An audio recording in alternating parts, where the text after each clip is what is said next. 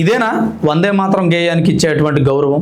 స్వాతంత్ర దినోత్సవ వేడుకల్లో మొట్టమొదటిసారి వందే మాతరం పూర్తి గేయాన్ని పాడాలని నిర్ణయించుకున్నారు.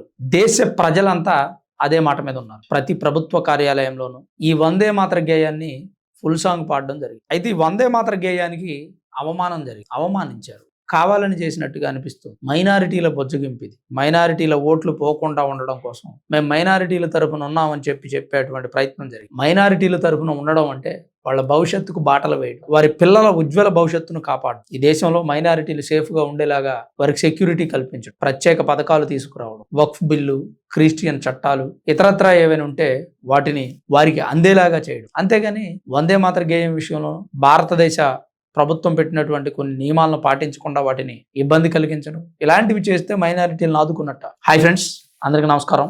Welcome to sunburn studios.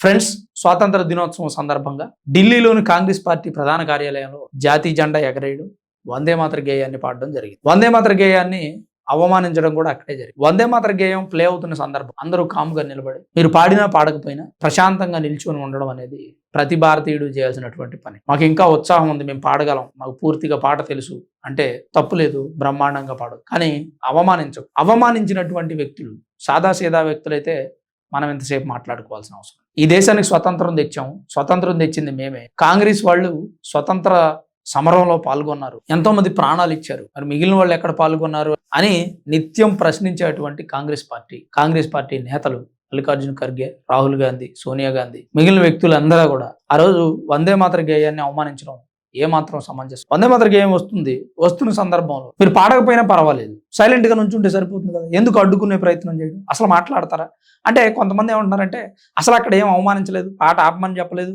ఇంకోటి ఏం జరగలేదు, ఎందుకు ఇలా విష ప్రచారం చేస్తున్నారు చాలా మంది అంటున్నారు. నేను చూశాను వీడియో. సరే, పాట ఆపమని చెప్పలేదండి, మీ పాయింట్కే వద్దాం, నేను మీ వెనకే నడుస్తాను. అసలు వందే మాతర గేయం వస్తున్నప్పుడు మధ్యలో అంతసేపు డిస్టర్బెన్స్ ఎందుకండి? మల్లికార్జున ఖర్గే కుర్చీ గురించో, రాహుల్ గాంధీ కుర్చీ గురించో మాట్లాడుకునేటువంటి సందర్భం, ఆ గేయం పూర్తి అయిపోయిన తర్వాత మాట్లాడుకోకూడదు, అక్కడే ఆ సందర్భంలోనే మాట్లాడాలి. అసలు అక్కడ విజువల్స్ ఇంకా క్లియర్ గా అసలు ఆ వందే మాతర గీతాన్ని కంప్లీట్ గా ఎందుకు పాడుతున్నారు మీరు? ఫుల్ సాంగ్ ఎవరు పెట్టమన్నారు మిమ్మల్ని అని చెప్పి కేకలు వేస్తున్నటువంటి పరిస్థితి. ఎంతటి అవమానం అండి ఇది. గతంలోనూ వందే మాతర గేయం గురించి డిబేట్ జరుగుతుంది, అలానే ఆ పార్లమెంట్ నుంచి వెళ్ళిపోయారు.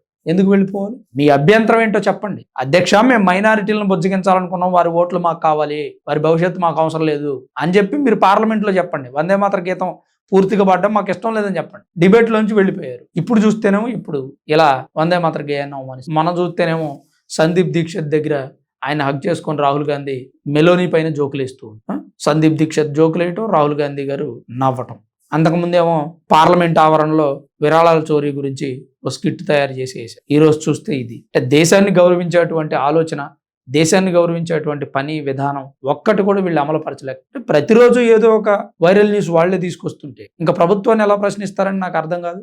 ప్రభుత్వాన్ని ప్రశ్నించాలంటే ముందు మీరు వైరల్ అవ్వకుండా ఉండాలి. ప్రభుత్వాన్ని మీరు అడగాలి అంటే ముందు మీరు అడిగే అంత క్యాపబిలిటీ గెయిన్ చేయగలరు. నిన్న మీరు స్వాతంత్ర దినోత్సవం సందర్భంగా చేసినటువంటి పనిని ఎవరైనా హర్షిస్తారా? మరలా మీరు అడగాలంటే ఎలా అడగలరు? మీకు ఫుల్ సాంగ్ పాడడం ఇష్టం లేదు, అది అందరికీ తెలిసిన విషయమే. ముస్లిమ్స్కి ఇష్టం లేదంటే అర్థం ఉంది అందులో. వాళ్ళు ఏదో మేము మా భక్తి పరవశంలో మునిగిపోతామండి, మాకు మా అల్లా తప్ప మరో దేవుడు లేడు, వారిని మేము కీర్తించం, పొగడం అని చెప్పి వాళ్ళు అంటున్నారు. సరే, ఏమో వాళ్ళ మత సిద్ధాంతాల ప్రకారం లేదా వాళ్ళ పవిత్ర గ్రంథం ప్రకారం ఏదో వాళ్ళకు ఉండే ఆచారాలు అవి ఉంటాయి.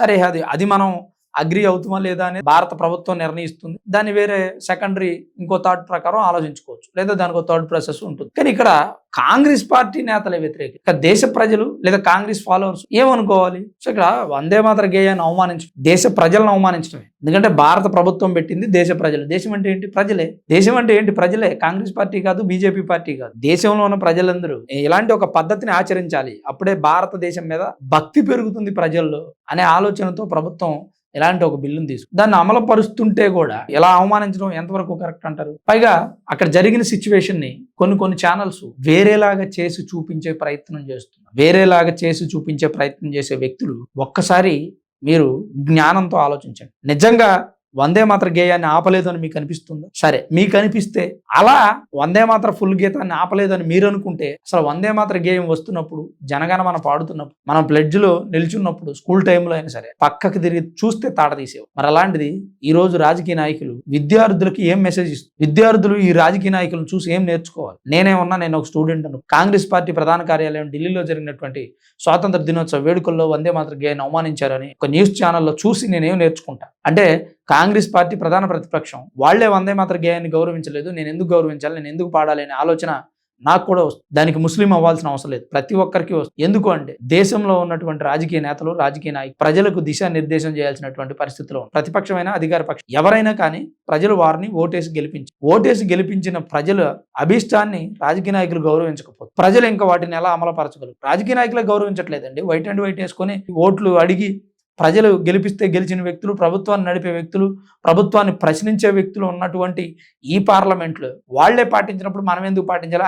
ఇదేదో ఉత్త రూల్ అండి, ఇది పెద్ద ఉపయోగం లేకుండా పెట్టారు ప్రభుత్వం అని అనుకునే అవకాశం ప్రజలకు ఇస్తున్నారు మీరు. ప్రజలని నేను అనట్లా, చాలా మంది ప్రజలు ఈ వందే మాత్ర గేయాన్ని గౌరవిస్తారు, పూర్తి సాంగ్ పాడాలంటారు. కానీ కొంతమంది ఉంటారు వితండవాదులు, వాళ్ళకి మీరేం సమాధానం చెప్తారు? ఈ వందే మాత్ర గేయాన్ని అవమానించడం ఏమాత్రం కూడా సమంజసం కాదు. మీకు నిజంగా ఇష్టం లేకపోతే మీ అభ్యంతరం ఏంటనేది బిల్లు ప్రవేశపెట్టినప్పుడు పార్లమెంట్లో చెప్పాలి. నిజంగా ఆ వార్త చూసిన తర్వాత నాకు కొంచెం బాధ అనిపించింది. మరి మీకు ఎలా అనిపించింది?